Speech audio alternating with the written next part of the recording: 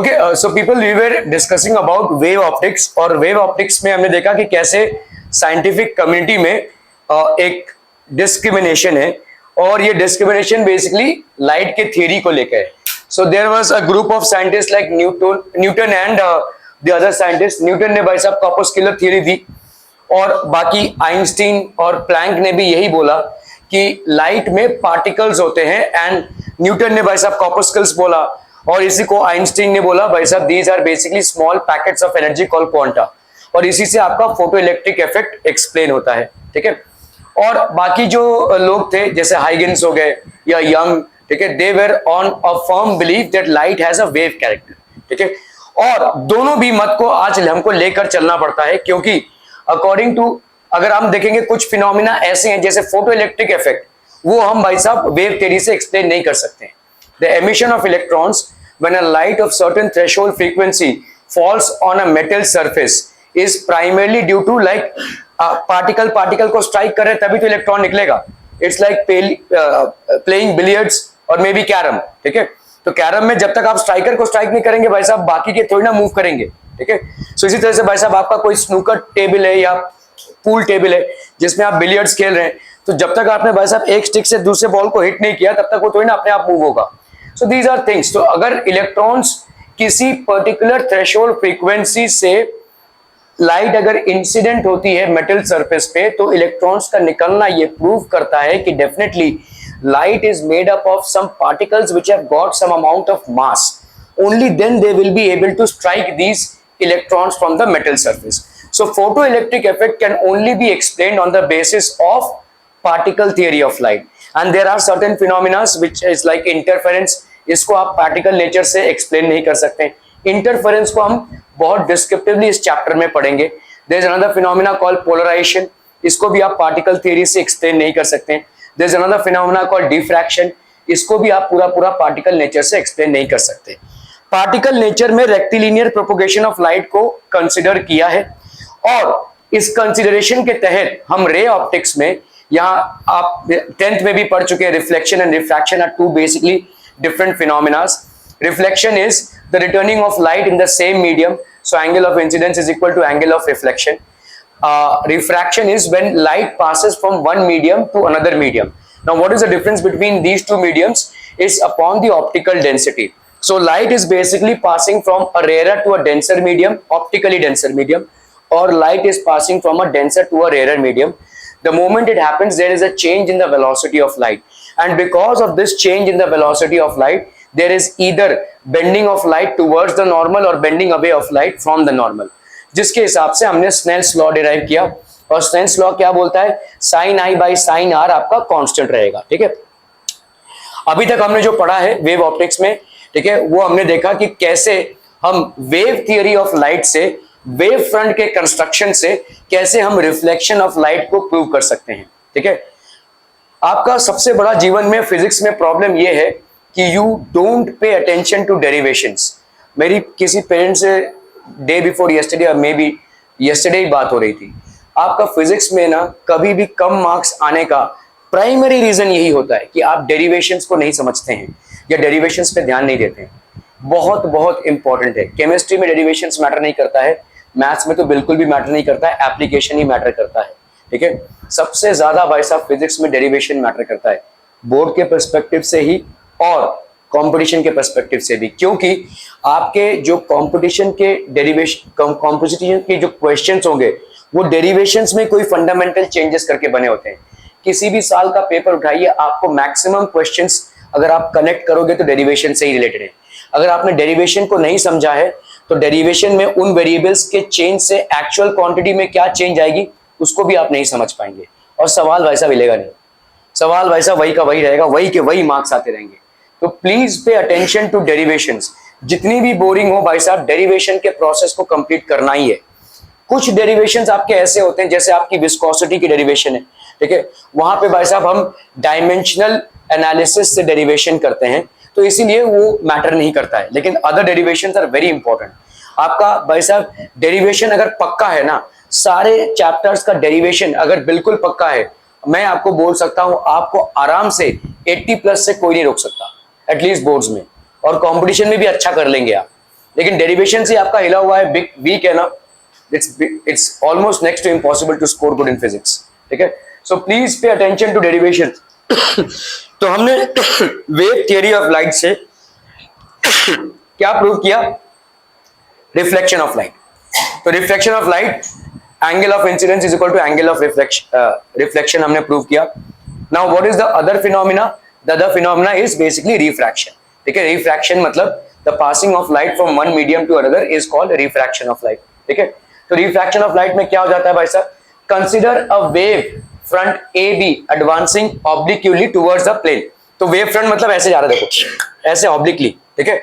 Wave front क्या होता है भाई साहब? Perpendicular, perpendicular to the direction of the wave, ठीक है। तो वेव फ्रंट ऐसे जा रहा है भाई साहब, ठीक है। तो अगर आप देखोगे ये एक्स वाई एक प्लेन है, एक्स वाई एक प्लेन है और इसमें एक वेव फ्रंट जा रहा है। देखो वेव फ्रंट कैसे बना है?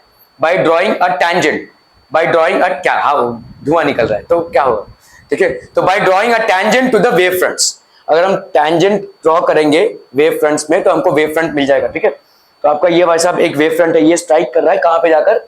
एक्स वाई, ठीक है। ए डैश बी डैश में स्ट्राइक कर रहा है, ठीक है। किसी को तकलीफ है ए से रहेगी तो बता देना, क्योंकि जब क्राउड बढ़ जाता है तो मेरे को मजबूरन चलाना पड़ता है, अदर हालत थोड़ी खराब होती है, ठीक है। अगर आपको बंद करना रहेगा तो बता दीजिए, ठीक है। सीजन वैसा ही चल रहा है भाई साहब, ओके। तो आपका वेव फ्रंट है देखो, ठीक है। तो नेक्स्ट वेव फ्रंट यहां पे हो जाएगा, कैसे बनाएंगे हम भाई साहब? रेडियस जनक करते हुए, ठीक है, इक्वल रेडियस। देखिए नेक्स्ट वेव फ्रंट इधर है। तो अब आप समझो इस चीज को कि भाई साहब इस वेव फ्रंट का ये वाला पोर्शन यहां तक पहुंच गया है, मतलब कहां तक पहुंच गया है? एक्स वाई तक पहुंच गया है। ये वाला पोर्शन भाई साहब अभी तक नहीं पहुंचा है, ठीक है। सो अभी क्या होगा? रिफ्रैक्शन होगा। रिफ्रैक्शन मतलब ये ऐसे इधर जाएगा, मतलब इसकी जर्नी सेकेंड मीडियम में चालू भी हो जाएगी, इसकी जर्नी अभी तक फर्स्ट मीडियम में है। तो जब तक ये भाई साहब सेकेंड मीडियम में एंटर करेगा तब तक ये कुछ डिस्टेंस सेकेंड मीडियम में जा चुका होगा, ठीक है। So that is what you have to basically understand here. A dash and B dash are basically what? Incident rays oblique parallel rays, ठीक है। A dash and B dash. तो आपका भाई साहब नॉर्मल ड्रॉ कर लिया, यहाँ पे नॉर्मल ड्रॉ कर लिया, ये हो गया आई, ये हो गया आई, ये मेरे को लगता है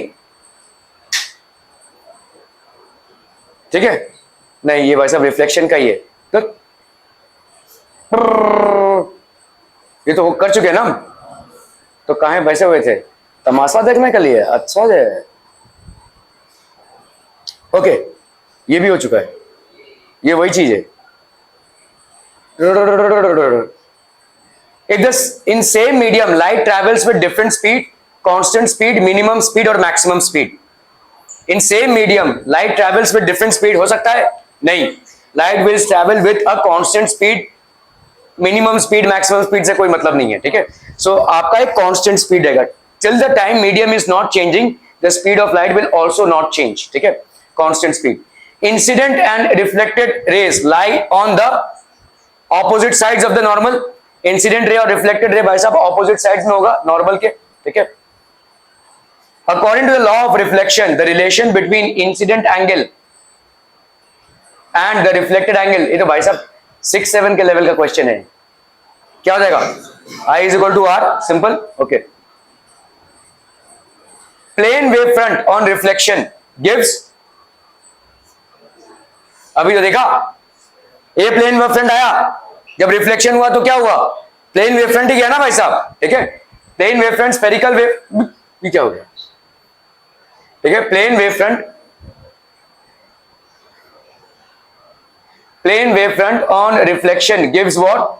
spherical wave front, cylindrical wave front, plane wave front और none of the above, so obviously it will give rise to plane wave front, ठीक है, ओके। लॉज ऑफ रिफ्रैक्शन, तो अभी हम रिफ्रैक्शन के लॉज को प्रूव करेंगे and using Huygens principle. So laws of refraction भाई साहब क्या है? Refraction is a medium.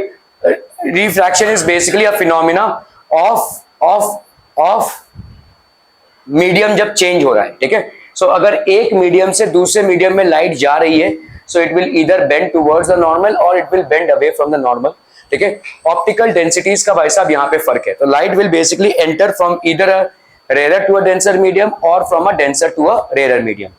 In both the phenomena, sin I by sin R will be a constant and that is as per Snell's law, ठीक है, okay। तो laws of refraction, for a given medium ratio of sine of angle of incidence to sine of angle of refraction is given by sine I by sine R. ये हो गया आपका Snell's law, ठीक है। Incident ray, refracted ray and normal to the surface at the point of incidence all lie in the same plane. या भाई साहब 9th 10th में पढ़ चुके हैं, ठीक है। रिफ्रैक्शन ऑफ लाइट होता क्या है, ठीक है। ये क्या होती है, ये क्या होता है, इसको क्या बोलते हैं? This is known as refractive index. अरे बच्चा पार्टी भाई साहब तुम लोग कितने पीछे जाओगे। This is known as refractive index of the second medium with respect to the first. तो यहाँ पे रेयर मीडियम है और ये डेंसर मीडियम है, ठीक है। लाइट इज बेसिकली ट्रैवलिंग, तो ये आपका देखो एक ऑब्लिक पैरेलल इंसिडेंट वेव हो गया, ठीक है। Incident raise of light they will form a wave front, ठीक है। तो आपका भाई साहब ये रिफ्रैक्शन हुआ, ठीक है, रिफ्रैक्शन हो गया, तो ये देखो वेव फ्रंट आ रहा है। This is basically a wave front. आगे चला तो यहाँ पे नया वेव फ्रंट बना, इस तरह से आगे चला तो भाई साहब एक और नया वेव फ्रंट बना, ठीक है। और आगे चलता जाएगा, तो मतलब सेम रेडियस, यहाँ पे देखो सेम रेडियस से आपने ड्रॉ किया, टैंजेंट हो गया आपका नया वेव फ्रंट। सेम रेडियस आपने ड्रॉ किया, टैंजेंट हो गया आपका नया वेव फ्रंट, ठीक है। तो सेम टाइम पे ऐसे ऐसे वेव फ्रंट्स बनते जाएंगे, ठीक है। फिर से भाई साहब यहां तक पहुंच गया। अभी आप देखो यहाँ पे ये वाला रे यहां तक पहुंच गया है, ये वाला रे अभी तक सरफेस को टच नहीं हुआ है, ठीक है। ये वाले रे ने सेकेंड मीडियम में अपनी जर्नी चालू कर दी है, ये वाला रे अभी तक यहां तक पहुंचा है। तो बाय द टाइम दिस रे reaches here it would have already travelled a certain distance, ठीक है। अभी देखो ये वाला डिस्टेंस जो ये ट्रैवल करेगा ये किस पे डिपेंड करेगा? मीडियम पे, क्योंकि मीडियम पे लाइट का स्पीड चेंज हो जाएगा। जिस रेट से भाई साहब ये यहां से यहां तक जाएगा, ठीक है, वो कम हो जाएगा, ठीक है। उतने टाइम में इसकी जर्नी यहां से चालू होगी। Understand this. By the time it reaches from here to here that will be distance, this distance will be equal to velocity of light in the denser medium into time taken by the time it starts its journey, ठीक है। तो इसका मतलब इन दोनों का भाई साहब अभी वेव फ्रंट क्या आ जाएगा? अभी वेव फ्रंट आएगा, समझ लो इसने जैसे चालू किया यहां से हम परपेंडिकुलर ड्रॉ करेंगे तो ये वाला आपका नया वेव फ्रंट हो जाएगा। ये जा रहा है भाई साहब नया वेव फ्रंट, ठीक है। तो वेव फ्रंट कब बनता है? जब रेज ऑफ लाइट के बीच में आप परपेंडिकुलर ड्रॉ कर रहे हैं। यहां पे भी भाई साहब आपका क्या करेंगे, यहां से आप एक परपेंडिकुलर ड्रॉ करेंगे और ये आपका नया वेव फ्रंट हो गया। This will basically be a new wave front, ठीक है। क्लियर? चलिए भाई साहब इसको समझते हैं हम। तो लॉ ऑफ रिफ्रैक्शन, अभी भाई साहब बताओ, ये पार्टिकल यहां तक ही पहुंचा है और ये वाला पार्टिकल इसने अपनी जर्नी चालू कर दी है किसमें? मुझे एक चीज बताओ, ये वाला डिस्टेंस ज्यादा होगा या ये वाला, या दोनों सेम होंगे? क्यों? तो स्पीड कम हो गया है, ठीक है। तो उसी टाइम पे देखो इसने टाइम टी पे इतना कवर किया है, कौन से मीडियम में? पहले वाले मीडियम में जहां पे वेलोसिटी हाई है। इसने भी टाइम टी पे इतना डिस्टेंस कवर किया है, कौन से वाले मीडियम में? सेकंड वाले मीडियम में जहां पे वेलोसिटी कम है। और डिस्टेंस होता है आपका स्पीड इनटू टाइम, तो टाइम फैक्टर दोनों में सेम है लेकिन वेलोसिटी जो है या स्पीड जो है वो अलग अलग है, ठीक है। तो आपका भाई साहब यहां से यहां तक का जर्नी हुआ है और इस टाइम में यहां से यहां तक की इसकी जर्नी हुई है, ठीक है। Are we clear on this one? By the time the ray from here to here reaches here, ठीक है, this has already travelled by a certain distance inside here, ठीक है। ओके, तो इससे हमने परपेंडिकुलर ड्रॉ कर लिया भाई साहब, ठीक है। तो ये हो गया आपका नया वेव फ्रंट अभी, ठीक है। This will be basically the new wave front. Are we clear on this one people? इस तरह से भाई साहब ये जाएगा, ओके। तो let v1 be the speed of light in rarer medium, v2 be the speed of light in denser medium. So we are already aware that v1 is more than v2. v1 भाई साहब आपका v2 से ज्यादा है, we are already aware of this, ठीक है। Okay, speed of light in medium 1 is greater than, तो आपका भाई साहब ये रेयर है, डेंसर है, ठीक है। यहाँ पे स्ट्राइक कर रहा है, ये आपके भाई साहब क्या हो गया? नॉर्मल्स हो गए। तो अगर नॉर्मल हम लेंगे, ये आया भाई साहब ये टड़ंग, ठीक है। ओके, तो ये हो गया। Consider a plane wave front of monochromatic light. यहां पे हम क्या कर रहे हैं? Consider a plane wave front of monochromatic light. Consider a plane wave front of monochromatic light A dash B dash obliquely incident at a refracting surface. यहां पे भाई साहब ऑब्लिकली इंसिडेंट है, ठीक है। ओके, ये आया भाई साहब टक, ठीक है। Okay, so when the wave front reaches point A, when the wavefront reaches point A, it becomes secondary waves in second medium. तो यहां से भाई साहब secondary waves generate होंगे in secondary medium. A dash B dash is equal to AB incident wavefront है कि नहीं? भाई साहब A dash B dash और AB दोनों सेम रहेंगे, ठीक है। इंसिडेंट वेवफ्रंट है, ओके। समझ में आ रहा है? A dash B dash और AB दोनों भी बराबर होंगे, ओके। अभी हम when A dash reaches a point A, तो भाई साहब A dash A तक पहुंचा है, तो बी डैश भाई साहब कहां तक पहुंचा है, बी तक, मतलब अभी तक ये एक्स वाई को टच नहीं कर पाया, ठीक है। And B needs extra time T to reach X Y, तो बी को और एक्स्ट्रा टाइम टी लगेगा depending upon the velocity of light in the first medium for the ray from B to reach भाई साहब X Y, extra time T लग रहा है, और इसी एक्स्ट्रा टाइम टी में भाई साहब ये आगे चला जाएगा, है ना, ठीक है। ओके, सो यहां पे हम क्या देखेंगे भाई साहब, since speed of light in rarer medium is more than speed of light in denser medium, जो मैंने आपसे अभी पूछा, तो distance B D will be more than distance this distance which is been covered, तो ये होगा कितना v1 इंटू टी, और उसी टाइम टी में v2 इंटू टी, ठीक है। सो ऑब्वियसली ये वाला डिस्टेंस उस वाले डिस्टेंस से ज्यादा होगा।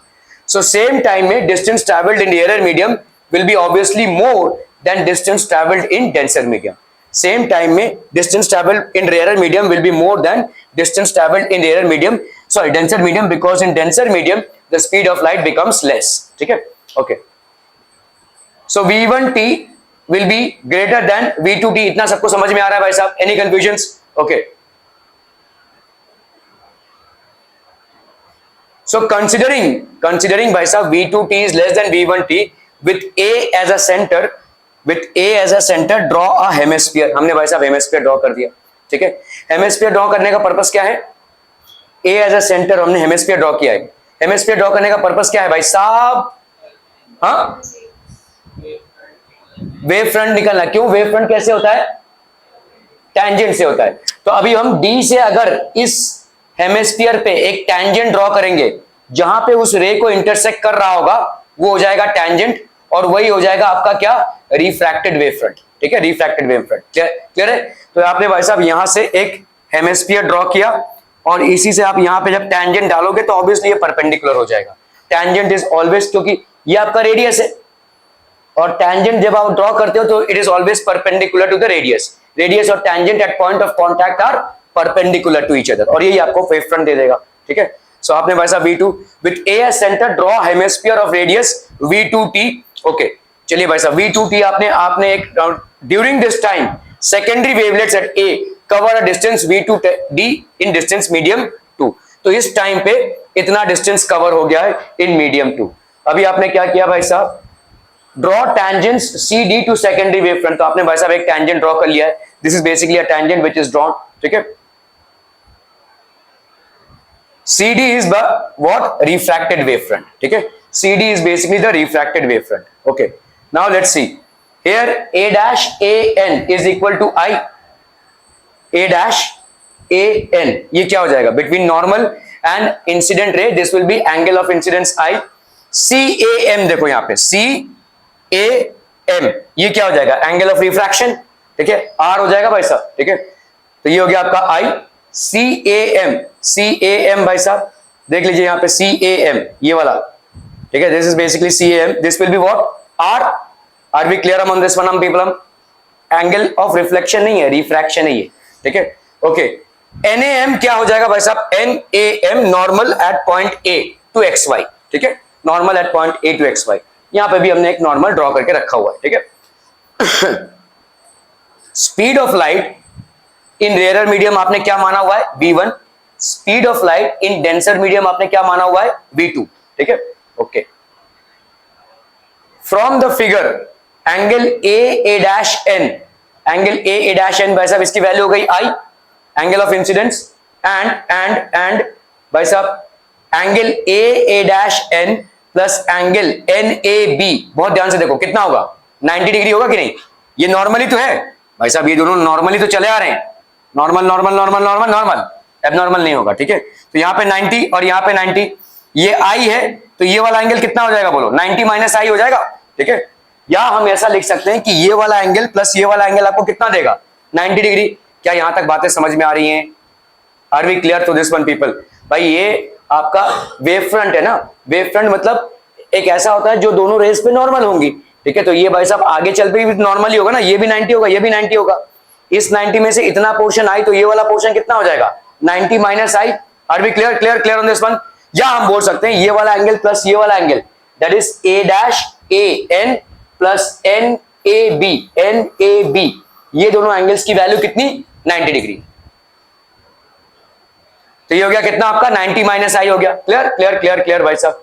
NAB की वैल्यू कितनी हो गई प्लस BAD, NAB ये हो गया NAB प्लस BAD, इसकी वैल्यू कितनी होगी बोलो भाई, ये तो नॉर्मल है ना, ये नॉर्मल है इस सरफेस पे, तो ये वाली एंगल कितनी होगी 90, ठीक है। तो NAB प्लस BAD इसकी वैल्यू भी कितनी होगी 90 बाई कंस्ट्रक्शन, ठीक है। एन देखिए NAD की वैल्यू है 90 और NAD जो एंगल है ये दोनों एंगल से बना हुआ है, किससे NAB से और BAD से, सो ये हो गया आपका 90, ठीक है ओके। तो यहां पे देखो इसका मतलब क्या हो जाएगा, ये एंगल और ये एंगल बराबर हो जाएंगे नहीं भाई साहब, इस एंगल को NAB के साथ ऐड किया तो आपको 90 मिला, इस एंगल को NAB के साथ ऐड किया तो आपको 90 मिला, तो इसका मतलब क्या हो जाएगा A' AN और BAD क्या हो जाएंगे बराबर हो जाएंगे। Clear clear clear.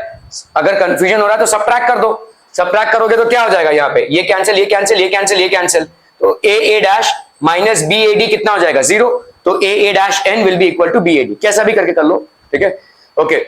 सो हम इससे क्या बोल सकते हैं भाई साहब, A' is equal to BAD, मतलब ये वाली एंगल भी आपकी कितनी हो जाएगी भाई साहब I। Are we clear clear to this one people, समझ में आ रहा है, ये वाला एंगल हो गया आपका I, A' is equal to BAD is equal to I। Is anybody unclear till here? Confusion है कुछ भी नहीं, आगे बढ़ा जाए ओके। सो आपका BAD हो गया भाई साहब I। क्लियर क्लियर क्लियर भाई साहब ओके। अभी एंगल MAC देखो, ये कितना है R, एंगल MAC या भाई साहब एंगल ऑफ रिफ्रैक्शन है, तो ये हो गया आपका R, ये वाला कितना हो जाएगा बोलो 90 माइनस R, ध्यान से देखो ये वाला कितना है 90, इसमें से ये हो गया R, भाई ये नॉर्मल है ना, ये नॉर्मल है तो ये वाला एंगल कौन सा MAD, ठीक है, दिस विल बी 90, ये हो गया भाई साहब R, ये हो गया कितना 90 माइनस R, इस ट्रायंगल में आओ, ये वाला कितना है 90 बाय कंस्ट्रक्शन, ये वाला कितना है 90 माइनस R, तो ये वाला कितना हो जाएगा R, 90 plus 90 minus R plus R is equal to 180 होता है कि नहीं, ठीक है, तो ये वाला एंगल कितना हो जाएगा आपका R। क्लियर है ओके, लेट्स सी दिस, ये हो गया R, तो MAC प्लस MDAC कितना होगा 90, ठीक है, ये हो जाएगा आपका कितना 90, और भाई साहब DAC plus ADC, DAC plus ADC ये कितना होगा 90, क्योंकि ये वाला एंगल कितना है 90 है ना, तो दो बाकी के एंगल्स कितने होंगे 90, ठीक है, तो this is equal to basically what 90 degrees है ना, this is equal to 90 degrees.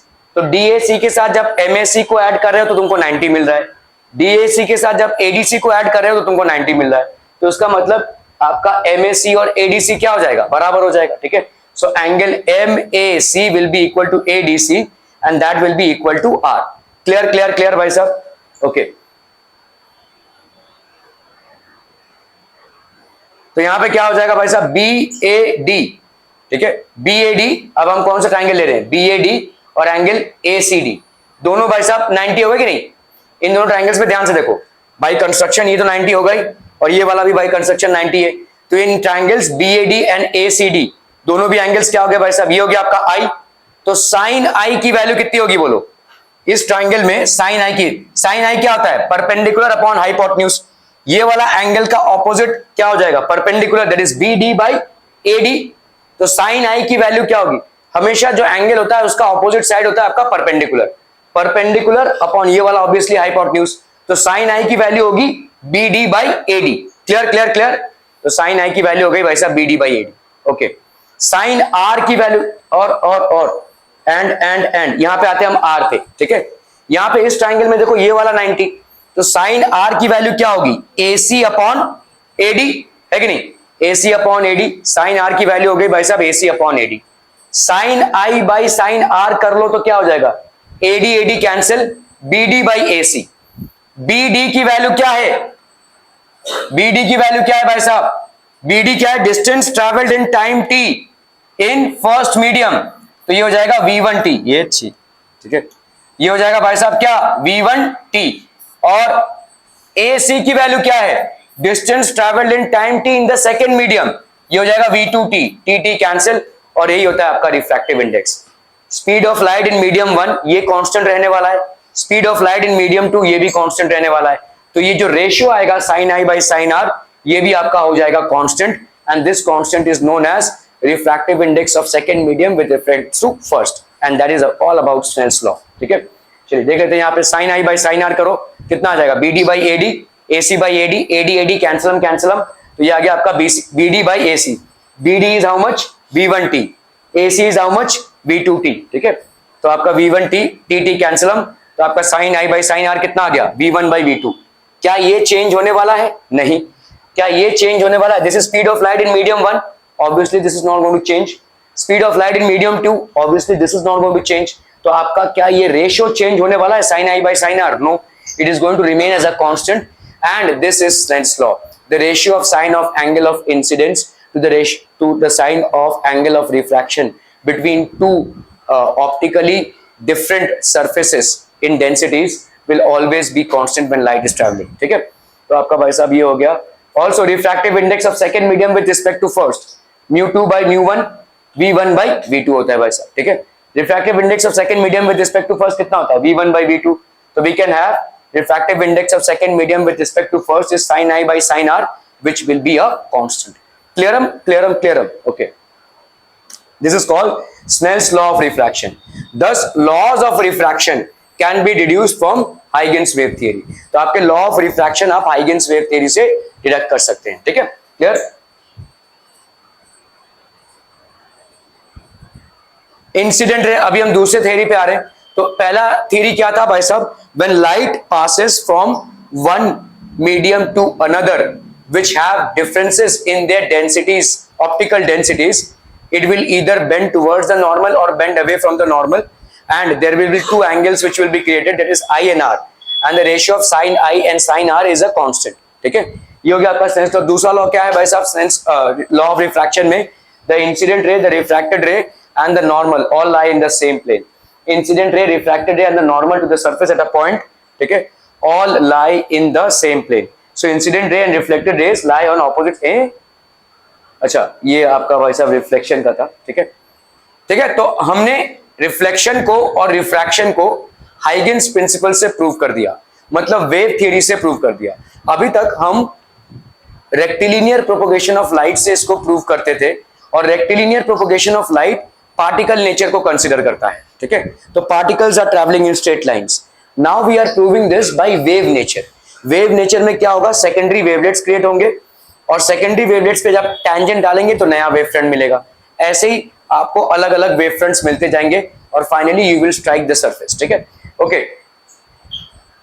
According to the Snell's law क्या हो जाएगा भाई साहब, I plus R is equal to zero, I is equal to R, sine I is equal to sine R, और sine I by sine R is a constant, so obviously fourth वाला option sine I by sine R is a constant.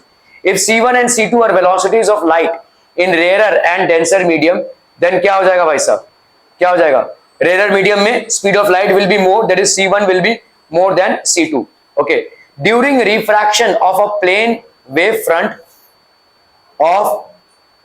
The width of the wave front, बताइए भाई साहब, changes, remains same, something change, charges, none of these, width change होगा,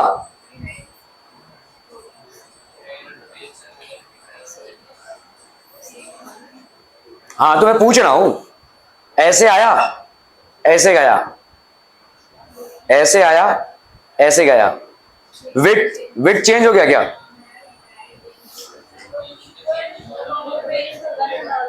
अरे देखो इस चीज को, ऐसे आ रहा है, एक रे देखो ऐसे गया, दूसरा रे आया ऐसे गया, इसके बीच में विड्थ जो था, और ये अभी ऐसा हो गया, रास्ता है, रास्ता देखो, रास्ता ऐसे जा रहा है, ऐसे हो गया, रास्ते की विड्थ चेंज हो गई क्या, कोई रास्ता आ रहा है लेन, उसको हमने ऐसे कर दिया, क्या रास्ते का गैप चेंज हो गया है, यही पूछा जा रहा है, is the width changing during refraction of a plane wave front, the width of the wave front changes remain same, something charges, क्या है भाई साहब, पता है चार्जेस कहां से आ गए, तो changes कैसे चेंज होगा भाई साहब, नहीं, it remains, हाँ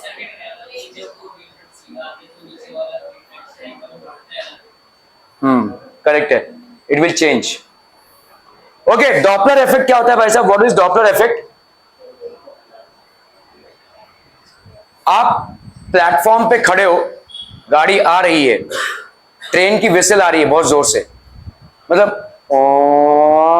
सट ऐसे जाएगा ठीक है, तो आपको मतलब कैसा फील हो रहा है कि भाई ये आपका जो ट्रेन का विसल है ये बढ़ता जा रहा है, ऐसा फील हो रहा है क्या?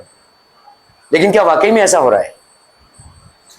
क्या वाकई में ऐसा हो रहा है? So what is happening? Why are you saying that the frequency with which you are hearing the sound और the loudness with which you are hearing the sound that is changing? Close आ रहा है, तो it is because of the object moving closer to you.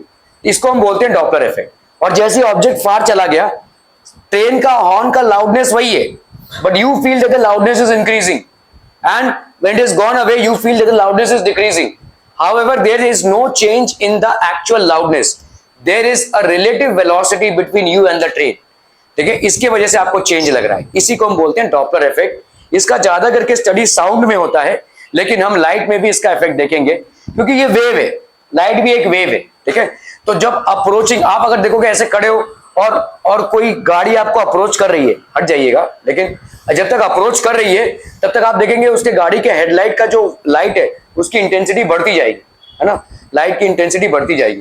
Actually में हमारे यहाँ पे पता नहीं लाइट इतना इंटेंस आजकल लोग चलाते हैं भाई साहब, वो गाड़ी खुद आगे देखेगा लाइट, लेकिन सामने वाला जब उसको देखेगा ठोक देगा भाई साहब, इतना ज्यादा इंटेंसिटी है।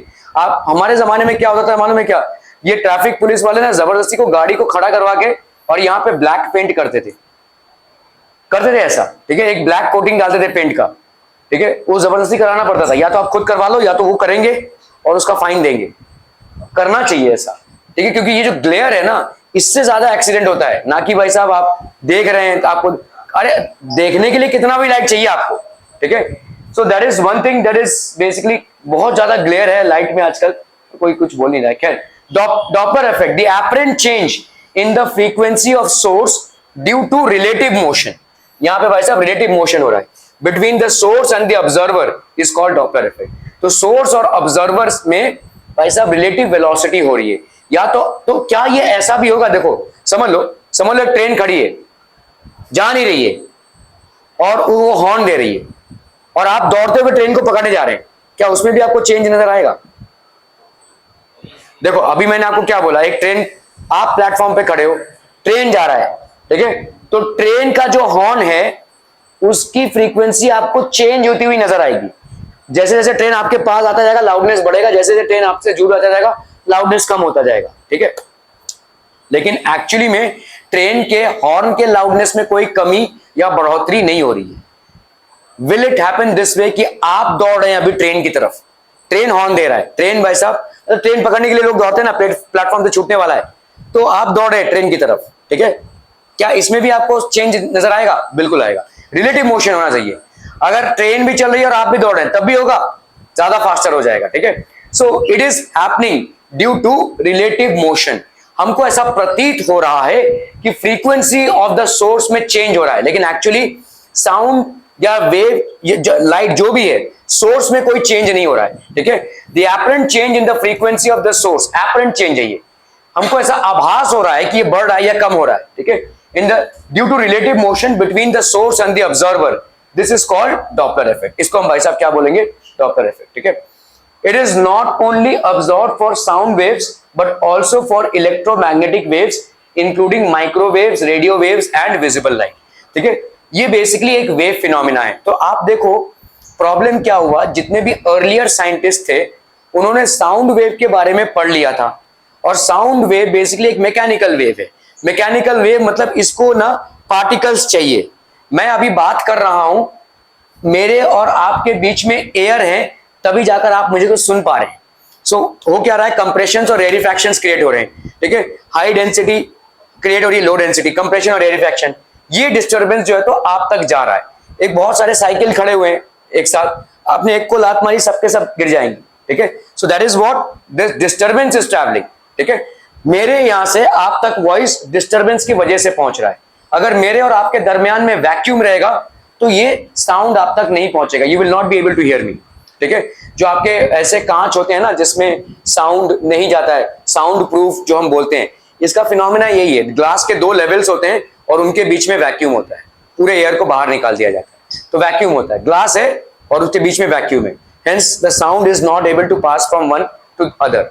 अगर आप एसी ट्रेन्स में चढ़ते हैं या आप प्लेन्स में जब चढ़ते हैं, प्लेन का भाई साहब ऊपर से जा रहा है, इतना साउंड है, ठीक है, आप प्लेन में बैठोगे तो कान के पर्दे फट जाएंगे भाई साहब, लेकिन वो जो प्लेन के जो आपके विंडोज होते हैं वो इस तरह से बने होते हैं। ठीक है, खैर, तो अभी हम यहाँ पे, तो जितने भी आपके अर्लियर डिस्कवरीज हुए सबने साउंड को इसके साथ कंपेयर करने की कोशिश की, लाइट के साथ।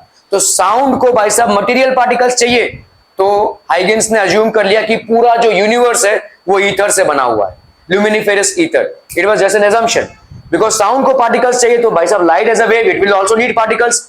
लेकिन इलेक्ट्रोमैग्नेटिक वेव्स को कोई पार्टिकल्स की जरूरत नहीं पड़ती है। They travel due to changes in electric and magnetic fields. Electric field में चेंज की वजह से मैग्नेटिक फील्ड में चेंज आएगी, मैग्नेटिक फील्ड में चेंज की वजह से इलेक्ट्रिक फील्ड में चेंज आएगी, और एक रेंगते हुए जा रहा है, एक भाई साहब ऐसे जा रहा है। ठीक है, so that is how electric field और मैग्नेटिक फील्ड की वजह से भाई साहब आपके लाइट की फिनोमिना होती है। इलेक्ट्रोमैग्नेटिक वेव्स है। इलेक्ट्रोमैग्नेटिक वेव्स को कोई, हमने बाद में ये समझा जाना कि भाई इलेक्ट्रोमैग्नेटिक वेव्स को कोई मीडियम पार्टिकल्स की जरूरत नहीं पड़ती है। तो कुछ चीजें ना साइंस में थोप दी जाती हैं क्योंकि उस टाइम पे हमारे पास आंसर नहीं होता है। जैसे अगर आप देखोगे पीरियोडिक क्लासिफिकेशन में भाई साहब मेंडली बहुत क्लोज आ गए, ठीक है, मॉडर्न पीरियोडिक टेबल के, उनको भाई साहब कुछ स्पेसेस क्रिएट करके रखने पड़े कि भाई साहब यहाँ पे जब नया एलिमेंट होगा वो यहाँ पे एडजस्ट हो जाएगा। ठीक है, सो इस तरह से कुछ गैप्स क्रिएट होते हैं। इसी तरह से उस टाइम पे भाई साहब हम साउंड को लेकर ही चल रहे थे, और साउंड एक वेव है, और साउंड जैसे एक वेव को मीडियम पार्टिकल्स की जरूरत है, तो हमने ये मान लिया कि भाई साहब लाइट भी एक वेव है, और प्रूव कर दिया कि लाइट एक वेव है हाइगेंस ने। और साथ ही साथ उनको अभी आंसर देना पड़ेगा कि लाइट अगर वेव है तो पार्टिकल्स कहां है। तो पार्टिकल्स भाई साहब दिस एंटायर यूनिवर्स ही assumed is made up of a medium called luminiferous ether, that was his assumption. ठीक है, एक्चुअली में इलेक्ट्रोमैग्नेटिक वेव्स का एक बहुत छोटा सा सेगमेंट है आपका विजिबल लाइट, और इलेक्ट्रोमैग्नेटिक वेव्स के पूरे सेगमेंट में आपको किसी मीडियम पार्टिकल की जरूरत नहीं है। You don't need any medium particles. ठीक है, okay, so it is not only observed for sound waves but also for electromagnetic waves including microwaves, radio waves and visible light. ठीक है, तो ये सारी चीजों में भाई साहब ये हम देखते हैं। तो हमने देखा कि यहाँ पे सिमिलैरिटी है, साउंड वेव्स और लाइट के वेव्स में यहाँ पे सिमिलैरिटी है। तो जितने भी साउंड वेव्स और इलेक्ट्रोमैग्नेटिक वेव्स हैं उनमें ये डॉपलर इफेक्ट हमको देखने को मिलता है। ठीक है, we basically see this Doppler effect. ठीक है, द डिटेक्टर और the source can be stationary और moving at a given point of time. ठीक है, तो ये भाई साहब सोर्स हो गया। Okay, now let's consider a case where the observer is stationary and the source is moving towards the observer. Train आ रही है भाई साहब, observer is stationary on the platform. ठीक है, ओके, तो अप्रोचिंग एम्बुलेंस, अपैरेंट वेवलेंथ, यहां पे भाई साहब अप्रोचिंग एम्बुलेंस, यहां पे भाई साहब इंसान खड़ा है, तो अपैरेंट वेवलेंथ है ये, एक्चुअल वेवलेंथ नहीं है, दिखता है हमको ऐसा। ठीक है, एक्चुअल वेवलेंथ नहीं है। So this is an approaching ambulance, the person is standing here and for that person this will be the apparent wavelength. Similarly we can consider a case where the observer is stationary and the source is moving away from the observer. ठीक है, source आपका भाई साहब observer से, तो यहाँ पे भाई साहब अब एम्बुलेंस जा रहा है and the source is basically moving, तो ये आपका अपैरेंट वेवलेंथ हो गया। अगर आप देखोगे यहाँ पे वेवलेंथ क्या हो रहा है, पुश हो रहा है, यहाँ पे वेवलेंथ देखो कम होता जाएगा, यहाँ पे वेवलेंथ भाई साहब बढ़ता जाएगा। ठीक है, because it is moving away from the observer. Clear है, आर वी क्लियर? तो यहाँ पे देखो वेवलेंथ की चेंजेस आ गई है। ठीक है, blue shift siren moving towards you, red shift siren moving away from you. तो ये ब्लू शिफ्ट होता है भाई साहब, और इसी तरह से रेड शिफ्ट क्रिएट होता है। आपको मालूम है रेड और ब्लू में डिफरेंस किस चीज का? Red and blue both are the extreme parts of light, visible light का। विबग्योर जो होता है, वायलेट आपका फर्स्ट आ गया और रेड आपका लास्ट। ठीक है, तो रेड का वेवलेंथ भाई साहब आपका क्या है? वेवलेंथ इज मोर और लेस। शॉर्टर वेवलेंथ किसका होगा? ब्लू, और हायर वेवलेंथ किसका होगा भाई साहब? रेड। तो red shift siren moving away from you, ठीक है, ये हो गया रेड शिफ्ट, और blue shift siren moving towards you. इसी देखिए जो आपके इमरजेंसी व्हीकल्स हैं उनमें रेड और ब्लू दोनों भी यूज होता है। ठीक है, इमरजेंसी व्हीकल्स में ब्लू और रेड दोनों भी यूज होता है। तो डॉपलर इफेक्ट भाई साहब क्या होता है? Effect in light as light waves are electromagnetic wave. तो इसका मतलब समझ रहे हो, जब आपसे दूर जा रहा है कोई गाड़ी, जब आपसे कोई दूर जा रहा है गाड़ी, तो शिफ्ट किसकी तरफ होगी? हायर वेवलेंथ हो जाएगा। हायर वेवलेंथ मतलब रेड, और जब आपके पास कोई आ रहा है तो आपको क्या होगा? ब्लू इफेक्ट प्रोड्यूस होगा। ठीक है, okay, so as light waves are electromagnetic waves, they do not require any medium for propagation. ठीक है, तो ये बात बहुत बाद में पता चली कि इलेक्ट्रोमैग्नेटिक वेव्स में कोई मीडियम की जरूरत नहीं पड़ती है। और इसका भाई साहब जीता जागता प्रूफ है सन और अर्थ तक भाई साहब सन के रेस पहुंच रहे हैं, लेकिन क्या पूरे स्पेस में कोई मीडियम है? हाँ, एटमॉस्फेयर हमारा है, लेकिन एटमॉस्फेयर के आगे क्या है? कुछ भी नहीं, ठीक है, वैक्यूम है, तो वो कैसे पहुंच रहा है फिर? ठीक है, अगर वैक्यूम नहीं होता था तो भाई अगर आप मून पे जाते थे, दो एस्ट्रोनॉट्स आपस में बात नहीं कर पाते, दो एस्ट्रोनॉट्स मून में आपस में बात नहीं कर पाएंगे। Why? Because there is no air. एकदम अगर सामने भी खड़े होंगे ना तो उनकी बातें एक दूसरे को सुनाई नहीं पड़ेंगी, because there is no air. And since there is no air, there is no medium particles. Since there is no medium particles, there will be no disturbance. And since there will be no disturbance, there will be no propagation of sound. ठीक है? Because sound propagates by the disturbance which is created between medium particles. So Doppler effect in light is symmetric. That is, it depends only on the relative velocity of the source and the observer measured relative to the medium. ठीक है, तो ये भाई साहब आपका क्या है? This is symmetric, that is depends only on the relative velocity of the source and observer measured relative to the medium. ठीक है, the speed of light remains constant at a given medium. यहाँ पे speed of light change नहीं होगा. Speed relative किसके साथ हो रहा है? Observer या तो दौड़ रहा है सोर्स के पीछे, या तो सोर्स ऑब्जर्वर के पीछे, या तो दोनों भी एक दूसरे के पीछे। ठीक है, तो गेम भाई साहब ऑब्जर्वर और सोर्स के बीच में हो रहा है, तो मीडियम में कोई चेंज नहीं है और वेलोसिटी में भी कोई चेंज नहीं है। तो मुझे बताओ यहां पे किस में चेंज आएगा? समझो समझो इस चीज को।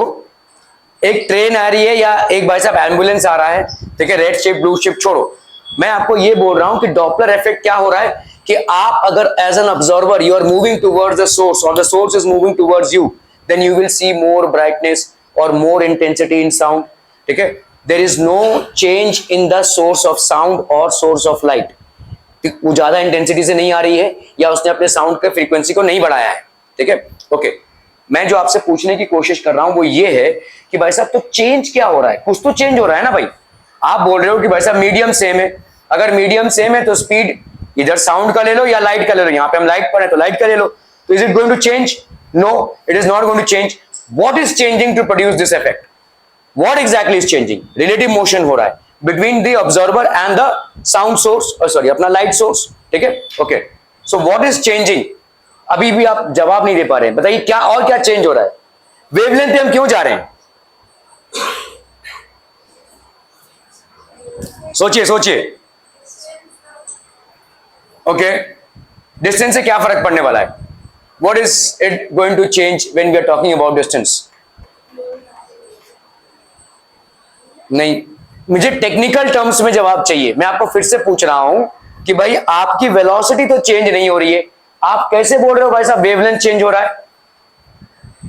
वेलोसिटी अगर चेंज नहीं हो रही है भाई साहब, how on earth are you saying that wavelength is changing? और फ्रीक्वेंसी चेंज हो रही है, आप बोल रहे हो भाई साहब वेवलेंथ चेंज हो रहा है। How is it that you are saying this? भाई साहब आपने बचपन में पढ़ा है velocity is equal to what? Velocity is equal to c into velocity, मतलब क्या हो जाएगा? c is equal to frequency, क्या है? lambda into frequency है कि नहीं? lambda into frequency, velocity is equal to lambda into frequency. Clear है? समझ में आ रहा है ये भाई साहब? Velocity is equal to lambda, मतलब हो गया आपका वेवलेंथ, और फ्रीक्वेंसी होती है पर सेकेंड, ये हो गया आपका भाई साहब वेलोसिटी, है ना? This is speed of light in the medium, ये हो गया लैम्डा और ये हो गया फ्रीक्वेंसी। अब इस चीज को ऐसे समझो, लेट्स से आपका 8 है, 8 को आप लिख सकते हो 2 into 4, और 8 को आप क्या लिख सकते हो? 4 into 2 भी तो लिख सकते हो, 8 ही रहा। समझ में आ रहा है ये? तो जब आपका भाई साहब रिलेटिव मोशन हो रहा है तो वेवलेंथ, जब आपका साउंड जो source of light, when it is moving away from you, what is happening? Wavelength will increase. So what will happen? The frequency will decrease automatically, because this has to be constant. Medium same है तो constant रहेगा ये। तो अगर आपका wavelength बढ़ गया when the source is moving away from you, from the receiver, ठीक है, when the source is moving away, what will happen? The frequency will get altered. ठीक है, and the same way what will happen भाई साहब, यहाँ पे आपका अगर समझ लो वेवलेंथ अगर आपका भाई साहब कम हो गया तो ऑब्वियसली आपका क्या हो जाएगा? फ्रीक्वेंसी बढ़ जाएगा। ठीक है, so that is how the changes are going to happen. तो अगर मैं बोल रहा हूं कि भाई साहब सेम मीडियम में रहने के बावजूद आपको चेंज इन फ्रीक्वेंसी या चेंज इन वेवलेंथ का आभास क्यों होता है? इसलिए होता है क्योंकि भाई साहब आपकी वेलोसिटी को सेम रखना है, और इसको सेम रखना है तो वेवलेंथ तो चेंज हो रहा है, तो उसी चेंज इन वेवलेंथ का कॉरेस्पॉन्डिंग चेंज फ्रीक्वेंसी में भी ऑटोमेटिकली प्रोड्यूस हो जाएगा। ठीक है, there will be a corresponding change which will be produce in the frequency to maintain this, और ये मेंटेन रहना ही रहना है क्योंकि मीडियम चेंज नहीं हुआ है भाई साहब। ठीक है, are we clear on this one people? समझ में आ रहा है? ठीक है, so Doppler effect in light is symmetric, that it is depends only on the relative velocity, it doesn't depend upon the velocity of light in that medium because that is constant. ठीक है, of the source and the observer measured relative to the medium के relative में कितना भाई साहब change हो रहा है। the speed of light remains constant in a given medium whether light source or an observer is moving, इससे कुछ फर्क नहीं पड़ता है, मीडियम में speed of light is going to remain as constant, so it doesn't matter कि भाई साहब कौन किसकी तरफ मूव कर रहा है। ठीक है, the formula for frequency of light can be given as, ठीक है भाई साहब, ये भाई साहब आपका फॉर्मूला हो जाएगा v dash is equal to, इतना टेंशन मत लीजिए, ये आपका एप्लीकेबल नहीं है, but v frequency 1 plus V R by C, ठीक है, where V are is the relative velocity of the source relative to the observer. ये डेरिवेशन आपका भाई साहब कोर्स में नहीं है, ठीक है, बट जस्ट ये आपका हो गया frequency, this will be equal to frequency 1 plus V R by C 1 minus V R by C, where V are is the velocity of the source relative to the observer. तो source का भाई साहब observer के साथ जो relative velocity है वो है। ठीक है, when VR is less than VC we get what, अगर भाई साहब यहां पे देखो VR आपका VC से लेस है तो यहां पे क्या हो जाएगा 1 प्लस माइनस, तो यहां पे आपका स्क्वायर है, when VR is less than VC we get V dash is equal to 1 plus minus VR by C। This formula can be modified as C by lambda is equal to C by lambda 1 plus VR by C। ठीक है, since C आपका क्या है भाई साहब frequency into lambda है, this basically frequency into lambda. ठीक है, तो इस V डैश को हम क्या लिख सकते हैं, V डैश को देखो हमने क्या लिखा है फ्रीक्वेंसी, नया जो फ्रीक्वेंसी है, नया फ्रीक्वेंसी क्या होगा, the same old speed upon नया वेवलेंथ हो जाएगा, है ना, स्पीड तो चेंज हुआ नहीं है क्योंकि मीडियम चेंज नहीं हुआ है। ठीक है, this will be again frequency, तो यहां पे भी C ही रहेगा, ठीक है, लैम्डा, और यहां पे हो गया 1 plus VR by C, where VR is basically the relative velocity between the source and the receiver, between the source and the receiver, और ये हो गया आपका भाई साहब C। ठीक है, प्लस माइनस में। ठीक है, तो ये हो गया 1 by lambda is equal to 1 by lambda 1 plus minus VR by C, या lambda dash by lambda will be equal to VR by C। कैसे भाई साहब, देखो इसका देख लो भाई साहब, 1 by lambda dash is equal to 1 by lambda, इसके साथ मल्टीप्लाई करो plus minus VR lambda by C। ठीक है, ओके, तो अभी आप भाई साहब इसको इधर लेके आओ, 1 by lambda dash minus 1 by lambda, ठीक है, this will be equal to plus minus VR lambda by C, ऐसा लिख सकते हैं भाई साहब। ठीक है, क्लियर है, VR बाई C लैम्डा, है ना, VR by C lambda, VR into this, और ये हो गया आपका C लैम्डा, तो VR बाई C लैम्डा। अभी इसको कर लो भाई साहब, यहाँ पे लैम्डा इंटू लैम्डा डैश, यहाँ पे कितना हो जाएगा लैम्डा माइनस लैम्डा डैश। ठीक है, this will be equal to plus minus कितना हो गया भाई साहब VR बाई C लैम्डा, ये लैम्डा और ये लैम्डा कैंसिल हो गया, lambda minus lambda dash will be basically the change in the wavelength upon lambda is equal to VR by C plus minus VR by C। ठीक है, clear है, change in this will be equal to VR by C, where VR is basically the velocity of the light source, C is the speed of light, delta lambda is change in wavelength and lambda is the original wavelength, तो delta lambda upon lambda is equal to VR by C। ठीक है, clear है, clear. Red shift, अभी हम red shift की बात कर रहे हैं, if the observer and light source move away from each other, observer और लाइट सोर्स एक दूसरे से दूर जा रहे हैं, हो सकता है ऑब्जर्वर यहाँ पे और लाइट सोर्स मूव कर रहा है, या हो सकता है लाइट सोर्स यहाँ पे और ऑब्जर्वर उससे मूव कर रहा है, क्या होगा, वेवलेंथ बढ़ेगा, और वेवलेंथ अगर बढ़ेगा तो हाईएस्ट वेवलेंथ किसका होता है विबग्योर में, रेड का। ठीक है, सो इसको हम क्या बोलेंगे, रेड शिफ्ट। ठीक है, if the observer and light source move away from each other then the apparent wavelength will increase and shift towards red colour. इसलिए देखो आपके सिग्नल्स में रेड कलर यूज होता है। ठीक है, रेड कलर मतलब बहुत दूर से ट्रेन के सिग्नल को रेड कलर दिख जाएगा, समझ में आ रहा है, ट्रेन को भाई साहब ऐसे झटके में बोलेंगे तो स्टॉप नहीं हो सकता, बहुत हाई स्पीड में रहता है भाई साहब, ठीक है। तो ट्रेन ऐसे झटके में स्टॉप नहीं हो सकता, उसको बहुत दूर से वो रेड सिग्नल दिखना चाहिए, तो तब जाकर वो स्टॉप होगा, ठीक है। बहुत दूर से वो देखेगा, तो बहुत दूर से देखने के लिए क्या होगा, डॉपलर इफेक्ट के हिसाब से आप देख रहे हो कि सबसे ज्यादा वेवलेंथ किसकी, रेड की। और जब डिस्टेंस बहुत ज्यादा होता है और डॉपलर इफेक्ट प्रोड्यूस होता है तो वेवलेंथ भाई साहब आपका ज्यादा है, तो यहाँ पे भाई साहब रेड शिफ्ट होता है, तो इसको सपोर्ट करेगा, रेड कलर रेड शिफ्ट को सपोर्ट करेगा। If the observer and light source move away from each other, then बहुत दूर का जब डिस्टेंस होगा, then wavelength will increase and shift towards red colour, ठीक है। बिकॉज विबग्योर में सबसे ज्यादा वेवलेंथ किसका, रेड का, ठीक है। As wavelength increases the frequency eventually भाई साहब क्या हो जाएगा, डिक्रीज हो जाएगा, ठीक है। तो फ्रीक्वेंसी डिक्रीज हो जाएगी।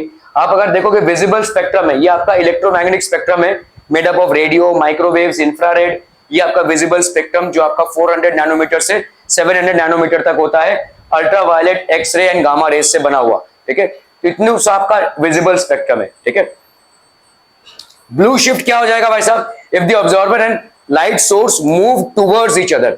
अभी क्या हो रहा है भाई साहब, वेवलेंथ डिक्रीज हो रहा है, वेवलेंथ डिक्रीज होगा तो लीस्ट वेवलेंथ आपका किसका हो जाएगा भाई साहब, ब्लू कलर का, ठीक है।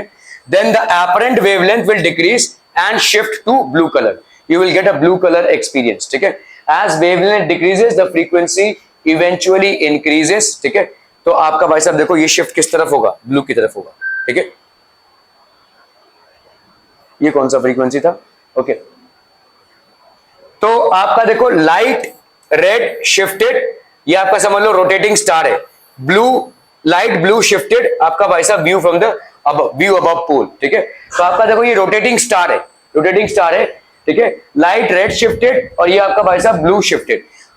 भाई साहब देखो रोटेटिंग स्टार मतलब घूमने वाला स्टार है, उसका भाई साहब अर्थ से डिस्टेंस कम, तो जो भी स्टार होगा वो अगर पास आता रहेगा, अगर अर्थ और उसके बीच की डिस्टेंस अगर कम होती रहेगी तो आपको ब्लू इफेक्ट दिखेगा, और अगर कोई स्टार है जो दूर जाता रहेगा तो उसका भाई साहब रेड इफेक्ट दिखेगा, ठीक है। That will basically show a red effect. Applications of Doppler effect to find the velocity of receding and approaching distance of stars और galaxies, ठीक है। तो जो भी आपके अप्रोचिंग डिस्टेंसेस हैं स्टार्स और गैलेक्सीज के, इसको हम डॉपलर इफेक्ट से फाइंड आउट कर सकते हैं, ठीक है। क्यों, क्योंकि भाई साहब कभी कभी खतरा है हमको, सेलेस्टियल बॉडीज ऐसे इन्विटेशन देकर नहीं आने वाले हमको, ठीक है। They will basically come down heavily, okay. To find the velocity of receding और अप्रोचिंग डिस्टेंस ऑफ स्टार्स और गैलेक्सीज, ठीक है, Doppler shift due to stellar wobble, ठीक है। तो आपका भाई साहब डॉपलर शिफ्ट होता है। देखो अनसीन प्लैनेट है कोई, तो इसका भाई साहब देखो यहाँ पे वेवलेंथ बढ़ा हुआ है, यहाँ पे वेवलेंथ कम है, ठीक है। To measure speed of rotation of the sun, speed of rotation of the sun भाई साहब देखो ये speed of rotation of the sun है, ये आपका भाई साहब speed of rotation of the sun है, that is how Doppler shift is there. Sun भी रोटेट कर रहा है, ठीक है, सन रोटेट कर रहा है तो हमारे ऐसे हम स्पीड को लोकेट कर सकते हैं, that's how we can basically locate.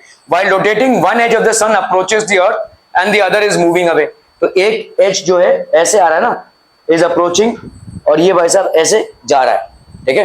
तो आने वाले का भाई साहब क्या शिफ्ट होगा, ब्लू शिफ्ट और रेड शिफ्ट। ब्लू शिफ्ट जाने वाले का क्या होगा भाई साहब, रेड शिफ्ट, ठीक है। तो इस डॉपलर इफेक्ट से हम while rotating one edge of the sun approaches the earth and the other is moving away, by this we can basically calculate the speed of rotation of the sun, ठीक है। The spectrum of both the edges is matched with the spectrum of earth, hence we can find the rotational speed of the sun which is approximately 2 kilometers per second, ठीक है, that is approximately 2 kilometers per second. Application of Doppler effect to find the earth का क्या है, कितना है rotation, speed of rotation, क्या मेरा ब्याह है नहीं तू, हाँ बोलो भाई साहब क्या होगा, what is the rotation of earth, speed of rotation of earth. भाई साहब तुम बैठे बिठाए ना एक स्पीड से मूव कर रहे हो, कितना स्पीड है तुम्हारा मालूम है क्या, 1100 miles per second, 1100 miles per hour, I am sorry, मतलब तुम बैठे हुए घूम रहे हो सर, सब you are not even aware of how speedily you are moving, ठीक है। to find the velocity of plasma particle vibrating at a very high temperature, plasma particle using by sub lambda L, lambda delta lambda by lambda will be equal to VR by VC. Delta lambda is basically the change in wavelength produced due to Doppler effect, which means change in wavelength produced due to an approaching source और an approaching recipient और both, ठीक है। Upon original lambda जो था, जब दोनों भी stationary थे, we are is basically the relative velocity between source and the recipient and c, that is speed, ठीक है। Okay, to find the velocity of the plasma particle. Okay, now the average value of CRMS is calculated as, CRMS होता है भाई साहब, आप इसको kinetic theory में पढ़ चुके हैं, this is equal to 3RT/m। 3RT/m ये हो गया भाई साहब यूनिवर्सल गैस कांस्टेंट, ये T, और ये हो गया मास, ठीक है। So this will be how much, molar gas constant, T हो गया आपका absolute temperature in mass of 1 mole, basically molecular mass हो गया, ठीक है। ओके, तो आपका यहाँ पे CRMS, now the average value of CRMS is calculated as this, ठीक है, ये आपका CRMS हो गया। Okay, Doppler effect in light is symmetric, non symmetric, parallel, skew symmetric, symmetric, ठीक है। In red shift wavelength dash and frequency, red shift wavelength क्या हो जाएगा, इंक्रीज या डिक्रीज, हाँ इंक्रीज, और फ्रीक्वेंसी क्या हो जाएगी, डिक्रीज, ठीक है, इंक्रीज एंड डिक्रीज, ठीक है। In blue shift the wavelength decrease and frequency increase, ठीक है।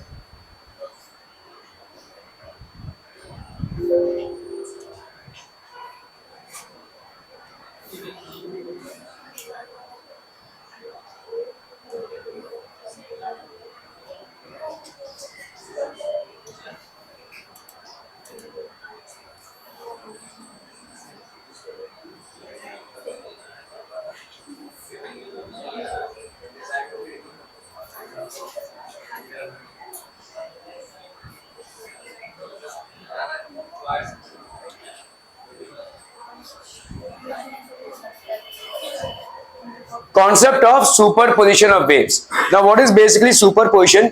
Waves का superposition is not something new that you are actually studying. It's something that you have already studied. मतलब देखो, एक वेव ऐसे आ रहा है और दूसरा वेव भी बराबर ऐसे आ रहा है, तो दोनों क्या हो जाएंगे भाई साहब, एक दूसरे को ऐड करते हुए बड़ा वेव बन जाएगा, ठीक है। So that is called superposition.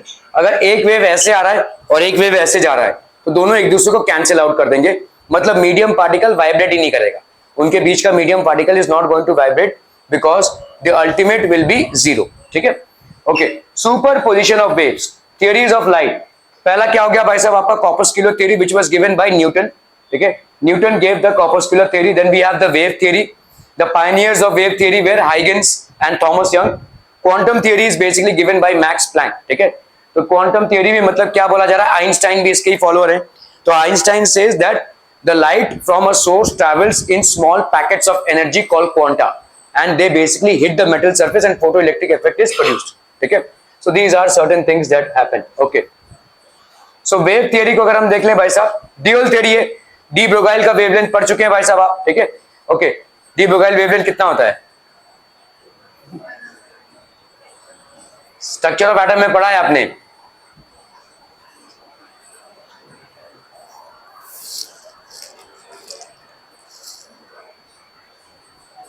Okay. Wave theory की कैरेक्टरिस्टिक प्रॉपर्टीज ऑफ लाइट, ठीक है। रिफ्लेक्शन, रिफ्रैक्शन को हमने एक्सप्लेन कर दिया, पोलराइजेशन, इंटरफेरेंस एंड डिफ्रैक्शन, ठीक है। So under wave theory we have studied and prove the laws of reflection, ठीक है। तो ये तो भाई साहब प्रूव हो चुका है, ठीक है। रिफ्रैक्शन के लॉज भी भाई साहब प्रूव हो चुके हैं। The other concept that we are going to study here is polarisation, diffraction, और प्राइमरली ये वाला सबसे ज्यादा हम पढ़ेंगे जिसको हम बोलते हैं इंटरफेरेंस, ठीक है। पोलराइजेशन में थोड़ा सा समझने का कॉन्सेप्ट है, उसमें भी भाई साहब तो एक दो लॉ है, ठीक है। और डिफ्रैक्शन भी सिर्फ समझने का ही कॉन्सेप्ट है। कैलकुलेशन वाला पूरा एस्पेक्ट आपका आता है इंटरफेरेंस में, इसमें ही सारा कैलकुलेशन होता है, ठीक है। द एंटायर कैलकुलेशन, ये पोलराइजेशन में भी एक मॉलस लॉ है, एक ही लॉ है उसमें बेसिकली, ठीक है। मॉलस लॉ है और वो सिंपल सा कैलकुलेशन है, ठीक है। यहाँ पे सबसे ज्यादा आपके कैलकुलेशन या सवाल आते हैं इस चैप्टर से, ठीक है। Okay, so interference is something that we are going to, interference and diffraction, ठीक है। Interference and diffraction, concept of superposition, interference and diffraction. तो भाई साहब कॉन्सेप्ट ऑफ सुपरपोजिशन मतलब two waves superpose with each other, they produce an interference pattern and they will also produce diffraction as well, ठीक है। Okay, concept of superposition of waves, consider a particle P in a medium, एक medium में एक particle P है, ठीक है। Okay, now यहाँ पे भाई साहब ये पार्टिकल हो गया, ये पार्टिकल भाई साहब वाइब्रेट करेगा एज पर द डिस्टर्बेंस, ठीक है, ओके। तो if a wave of amplitude A1 arrives eight the point P, तो एम्पलीट्यूड कितना है भाई साहब इसका, ये एम्पलीट्यूड है, amplitude is what, maximum displacement from the mean position. तो इस वेव का एम्पलीट्यूड इतना है, तो ये क्या करेगा, पॉइंट P को टप से ऊपर लेकर जाएगा, फिर ये वापस आएगा, है ना। So what will happen, this point P will jump up, ठीक है, this will jump up, okay. So now the point P gets displaced by a magnitude of A1, ठीक है, okay. Now it again comes back to its mean position, okay, and again it will go A1 here and again come back, क्योंकि भाई साहब वो oscillate होना चालू हो जाएगा, अभी जितना इधर गया उतना इधर आएगा। अच्छा ये इधर क्यों आएगा, why will it come here, why will it come here, भाई साहब मीन पोजीशन पे आके थम सकता है ना, SHM प्रोड्यूस हो रहा है, ठीक है, SHM प्रोड्यूस हो रहा है, इसके अंदर एक रेस्टोरिंग फोर्स जनरेट होगी उसको मीन पोजीशन पे लाने के लिए। जैसे ही रेस्टोरिंग फोर्स जनरेट होगी, उस रेस्टोरिंग फोर्स के इफेक्ट से उतना ही आगे ये इधर भी जाएगा, फिर धीरे धीरे ये सबसाइड कर जाएगा, ठीक है, okay. So now if I plot this, now if another wave of amplitude A2 arrives eight the point P, यहाँ पे A2 arrives eight point P, तो ये पॉइंट P को कहां तक लेकर जाएगा भाई साहब, A2 तक। तो अगर दोनों एक साथ ही आ गए तो क्या हो जाएगा, कितना हो जाएगा, उसका डिस्प्लेसमेंट कितना होगा, A1 प्लस A2, समझ में आ रहा है ये, ठीक है। पहले वेव ने उसको कितने एम्पलीट्यूड तक उछाला, A1 तक, अगर A1 नहीं है सिर्फ A2 आ रहा है, तो दूसरा वेव उसको कितने पे उछाल रहा है, A2, दोनों भी एक साथ आ गए तो कितने तक उछाल देंगे उसको, A1 प्लस A2, इसी को हम बोलते हैं सुपरपोजिशन, ठीक है। सो लेट्स सी, सो यहाँ पे now if both the waves simultaneously arrive at point P, if both the waves basically simultaneously arrive at point P, what will happen, the amplitude of the point P will be A1 plus A2, ठीक है। तो ये हो गया भाई साहब आपका कितना, रिजल्टेंट वेव, इसका हो जाएगा एम्पलीट्यूड कितना, A1 प्लस A2। तो पॉइंट P भाई साहब कहां तक जाएगा, अभी यहां तक जाएगा, क्लियर है, आर बी क्लियर, ठीक है, ओके। आप समुद्र में गए रहोगे तो आपको ये फील होगा, तो वेव आता है तो आपको उठाता है ऐसे, ठीक है। So this is what you will feel. Now if these waves simultaneously arrive at point P, अब देखो यहां पे एक आ रहा है भाई साहब ऐसे A1 और एक आ रहा है भाई साहब A2, तो A1 वाला वेव जो है, पहला वाला वेव इसको ऊपर ले जाने की कोशिश कर रहा है, दूसरा वाला वेव इसको नीचे ले जाने की कोशिश करेगा, जीतेगा कौन, जिसका एम्पलीट्यूड ज्यादा। तो इसका मतलब क्या रिजल्टेंट एम्पलीट्यूड हो जाएगा, A1 माइनस A2 या A2 minus A1 as applicable, ठीक है। Now both the waves arrive simultaneously eight a point P, one will try to bring it up, the other will try to bring it down, ठीक है। so what will happen here भाई साहब, this will be A1 minus A2, ठीक है, clear है, समझ में आ रहा है। अगर आप समुद्र में खड़े हैं ना और पीछे से एक वेव आ रहा है और सामने वाला जो है पीछे जा रहा है, जो वेव चला गया है वो नीचे जा रहा है और इधर वाला, तो पलटी खाएंगे आप, ठीक है, क्योंकि आपके ऊपर अभी ये रिजल्टेंट वेव लिख जाएगा, ठीक है। That is when you will basically meet with an accident, और मोस्ट चांसेस रहेंगे, इसलिए ये यही एक्सीडेंट होता है, मतलब एक वेव आ रहा है वैसा पीछे से जोर से और ये वाला रिसीडिंग वेव है, ठीक है, that will what will happen. तो यहां पे देखो, यहां पे रिजल्टेंट वेव आपका कितना हो जाएगा, A1 minus A2, this will be basically A1 minus A2, resultant wave will be how much, A1 minus A2 और A2 minus A1 as applicable, ठीक है। तो इसी को हम बोलते हैं भाई साहब सुपरपोजिशन। सेम फेज मतलब क्या होता है, what is same phase, what is same phase, हाँ देखो देखो सेम फेज को समझना है ना, तो ऑसिलेशन को समझ लो। ऑसिलेशन भाई साहब यहाँ पे देखो, ऑसिलेशन के अलग अलग फेजेस होते हैं, ठीक है। तो आप भाई साहब जब यहां पे है ना, तो आपका एक फेज है, आप इस तरफ जा रहे हैं, दैट इज योर फेज, ठीक है, ओके। आप इस फेज को इस फेज से ही अंडरस्टैंड कर सकते हैं, ठीक है। तो ये हो गया आपका फेज। तो यहाँ पे सेम फेज मतलब इनका स्टार्टिंग पॉइंट भी सेम है, ठीक है। और ये देखो यहाँ पे ये ऊपर की तरफ जा रहा है, ये भी भाई साहब ऊपर की तरफ जा रहा है, तो यहाँ पे क्या हो रहा है, सेम फेज है, ठीक है। ये इधर बीच की तरफ आ रहा है, ये इसका है, ठीक है। ये इधर इस फेज में कैसा है, ऐसा है, ठीक है। ये इस फेज में कैसा है भाई साहब, ऐसा है। तो इन सबका अलग अलग फेजेस है, they all are at a different phase. इसी तरह से भाई साहब जब पार्टिकल इधर है, वेव आया है, तो उसका फेज किधर है, इस तरफ है, ठीक है। तो they are in the same phase. तो सेम फेज में रिजल्टेंट वेव आपको क्या मिल रहा है, A1 plus A2। You will basically add the amplitudes of the two waves, ठीक है। When they are in opposite phases, एक भाई साहब ऊपर की तरफ जा रहा है, एक नीचे की तरफ जा रहा है, so they are both in the opposite phases, तो ये आपका resultant wave हो जाएगा, that is A1 minus A2। ये आपका एम्पलीट्यूड हो जाएगा, ठीक है, this will be the amplitude. तो क्योंकि एक ऊपर की तरफ जा रहा है और एक भाई साहब नीचे की तरफ जा रहा है, फेज मतलब किस डायरेक्शन में वो वेव जा रहा है, what is the direction in which the wave is moving, ठीक है, so this will be the resultant wave. Are we clear on this one? हम पीपल हम समझ में आ रहा है? दिस कॉन्सेप्ट और phenomena of more than two waves simultaneously arriving at a point and we get the resultant wave, ठीक है, इससे हमको भाई साहब रिजल्टेंट वेव मिल जाता है। This concept is called the superposition, ठीक है, सुपरपोजिशन मतलब मीटिंग ऑफ टू वेव्स, ठीक है, दो वेव्स का मिलन है and that is called superposition. When the two waves superimpose in the same phase the resultant amplitude is कितना हो जाएगा भाई साहब आपका? Same in the same phase में एम्पलीट्यूड्स एड अप हो जाएंगे, तो A is equal to A1 plus A2, ठीक है। When the two or more than two waves arrive at a point, more than two waves simultaneously to get a new resultant wave, the concept is called superposition of waves, ठीक है, इसको हम क्या बोलेंगे भाई साहब? Superposition, mathematical form of superposition of waves. तो आपका भाई साहब देखो यहाँ पे हो गया A2, ये हो गया भाई साहब कितना? A1, ठीक है। फेज डिफरेंस यहाँ पे कितना है? फेज का कोई डिफरेंस नहीं है, दोनों भी सेम पॉइंट पे सेम ही डायरेक्शन में मूव कर रहा है। इस वेव को देखो भाई साहब, इस पॉइंट पे इसी डायरेक्शन में मूव कर रहा है, ये भी इस पॉइंट पे इसी डायरेक्शन में मूव कर रहा है, इस पॉइंट पे यहाँ पे ये इस पॉइंट में मूव कर रहा है, ये भी आपका यहाँ पे ऐसा मूव कर रहा है, ठीक है। तो इनके बीच का फेज डिफरेंस कुछ नहीं है, हर पार्टिकल इस वेव का सेम टाइम पे सेम डायरेक्शन में मूव कर रहा है, हर पार्टिकल इस वेव का सेम टाइम पे सेम डायरेक्शन में मूव कर रहा है। हाँ, इनके एम्पलीट्यूड्स में डिफरेंस है, इनके maximum displacement from mean position में डिफरेंस है, बाकी वेव्स जो है वो सेम फेज में मूव कर रहे हैं। आप देखो इसका ये वाला पोर्शन और ये वाला पोर्शन, ये वाला पोर्शन और ये वाला पोर्शन बिल्कुल मैच हो रहे हैं, ठीक है, तो हम इसको भाई साहब क्या बोल सकते हैं? Same phase waves, these are same phase waves, ठीक है। ओके, सो यहाँ पे भाई साहब आपका फेज मतलब डिफरेंस कितना हो जाएगा? There is no phase difference, there is an amplitude difference but there is no phase difference. तो फेज डिफरेंस आपका कितना भाई साहब? Theta is equal to 0 when two waves arrive simultaneously. अगर दो वेव्स भाई साहब arrive simultaneously, two waves having the same phase arriving simultaneously, then the resultant amplitude will be A1 plus A2. Are we getting this, people? Okay, okay.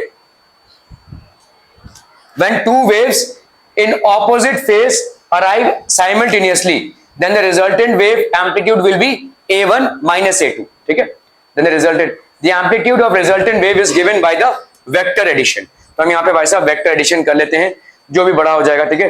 तो आपका amplitude क्या हो जाएगा? A1 square plus A2 square plus 2A1 A2 cos theta.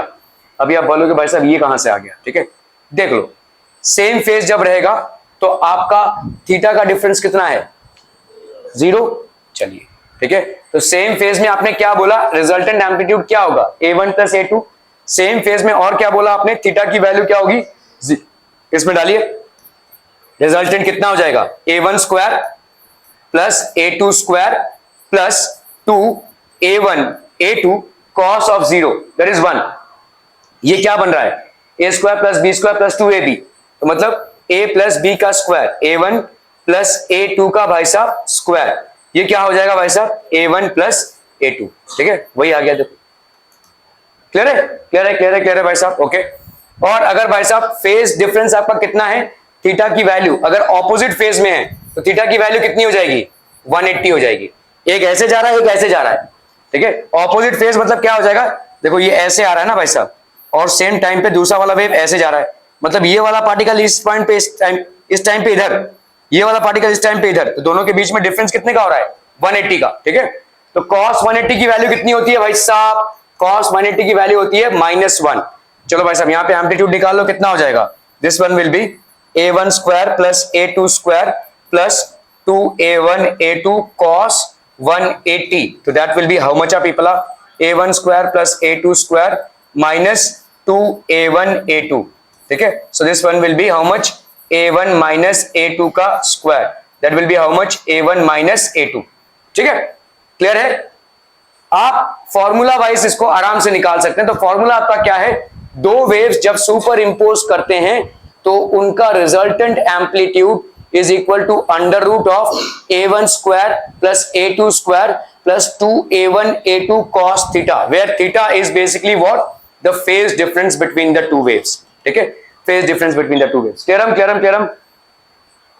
तो amplitude of the first wave A1, amplitude of the second wave आपका A2, theta is basically the phase difference between the two waves. So what do we have people, 2A1 square plus A2 square plus 2A1 A2, A1 square plus A2 square, ये आपका under root हो गया, ये हो गया आपका A1 plus A2.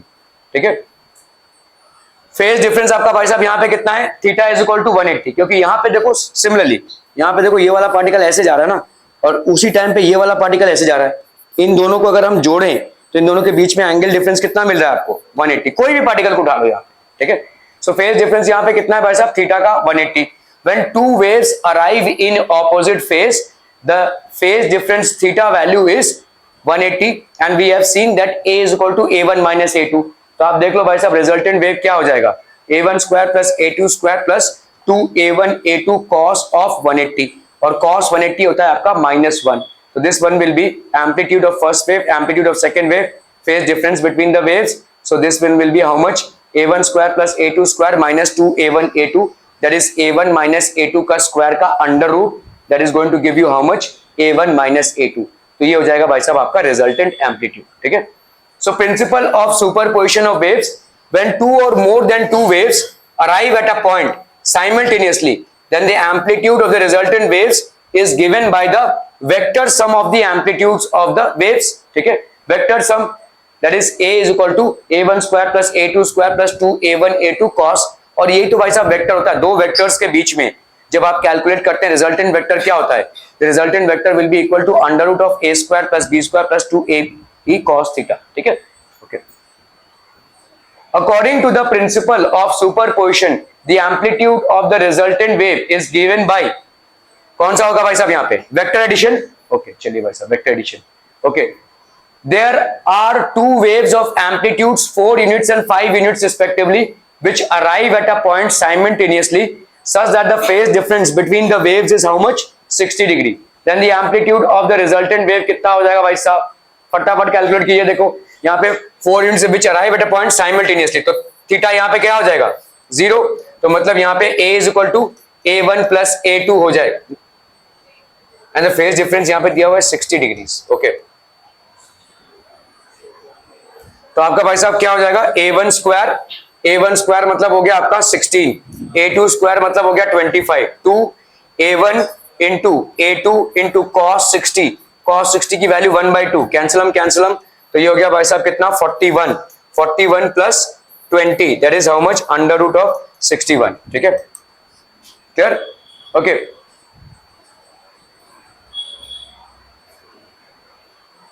ठीक है, we will continue with this tomorrow. Thank you so much for your valuable time.